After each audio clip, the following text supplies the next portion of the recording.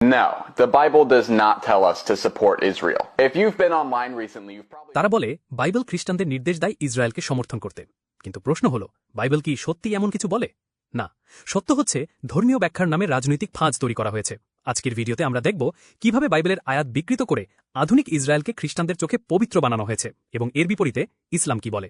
Charlie Kirk, JD Vance, এমনকি team Waals, এই নামগুলো শুধু রাজনৈতিক পরিচয় সীমাবদ্ধ নয়, এরা AIPAC এর মতো ইসরায়েলপন্থী লবি গ্রুপ থেকে অর্থ নিয়ে বাইবেলের আয়াত বিকৃতভাবে ব্যবহার করছে।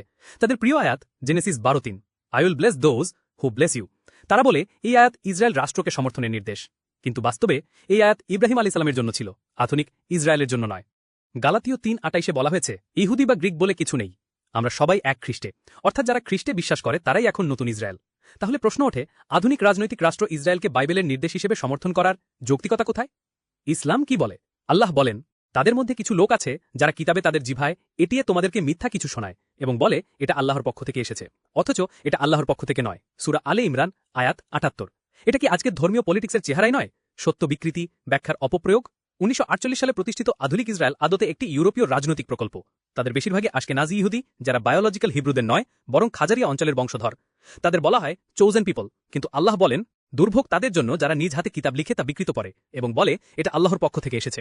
সূরা আল বাকারা আয়াত 79। আজকের যুক্তরাষ্ট্রে বহু খ্রিস্টান রাজনীতিবিদ লাখ লাখ ডলার পান AIPAC থেকে। তারা ধর্মের নামে যুদ্ধকে সমর্থন করে, অথচ ধর্ম এসেছে শান্তির জন্য। এখানে ইসলাম আবার হুঁশিয়ার করে, তোমরা সত্যকে মিথ্যার সঙ্গে মিশিয়ে দিও না এবং জেনে শুনে সত্যকে গোপন করো না। সূরা আল বাকারা আয়াত 42।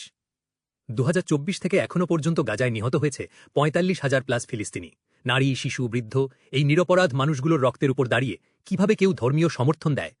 এটাই কি খ্রিস্ট ধর্ম? এটাই কি ন্যায় বিচার? তারা বলে একজন ইহুদি বা খ্রিস্টান ছাড়া কেউ স্বর্গে যাবে না, কিন্তু আল্লাহ বলেন, ওরা বলে একজন ইহুদি বা খ্রিস্টান ছাড়া কেউ স্বর্গে যাবে না। এসব ওদের নিজেদের বানানো। ওদেরকে বলো, প্রমাণ দেখাও যদি সত্যি বলে থাকো। সূরা আল বাকারা 111। আজকের এই আয়াত কেবল ধর্ম নয়, রাজনীতিরও মুখোশ খুলে দেয়। ইসলাম যেমন বিকৃতি ও বিভ্রান্তির বিরুদ্ধে, তেমনি খাঁটি খ্রিস্ট ধর্ম অন্যায়ের পক্ষে নয়। তাই আমাদের উচিত সত্যকে জানুন, চিনুন ও তার পক্ষে দাঁড়ান। আপনি যদি সত্য, ন্যায় ও নিরপেক্ষ ধর্মীয় দৃষ্টিভঙ্গি খুঁজে থাকেন, এই প্ল্যাটফর্মই আপনার জায়গা। সাবস্ক্রাইব করুন, সত্যের পথচলায় আমাদের সাথেই থাকুন।